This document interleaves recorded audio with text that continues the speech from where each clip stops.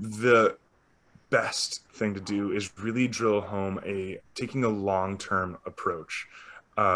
We've seen the market really be saturated with short-term approaches because, again, that's how our reporting works, right? You quarterly report your profits and your expenditures, and that's what goes into the stock market, for example. But I think there's room for a strategy that takes that long-term approach. There's room and to capitalize on that and be a different company and create a market in that realm that hasn't really been exploited. And if you put it in those terms of like everyone else is doing the short-term strategy and I think we've saturated that. Let's take this long-term strategy. And you know what a really good long-term strategy is like keeping and retaining your employees and making sure that they are functionally, maximizing their output. And one way to do that is protect their health and well-being, protect their mental health. And here are some things that we can do from the top down, and really aligning your entire human resource management with that perspective of, okay, we are long-term oriented and we are worker oriented. Those two things go hand in hand, I think.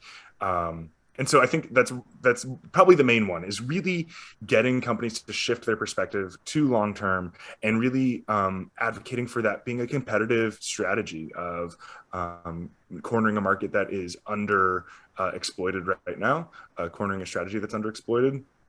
And then I think, as we've been talking about, if that fails, making the short-term case, which right now, because of the Great Resignation, I think is a lot easier to do than it was 6 months ago, a year ago, of, okay, fine, don't take the long-term case. But in the short term, like if you don't make major changes, you are going to lose. Or if you want to win right now, if you like advocate for all these policies, you realign your strategies now, all of these employees that are passively looking, all these employees that are actively looking are going to end up here, and you're going to have your like pick of the cream of the crop because other companies are sleeping on these strategies that even in the short term will attract top talent.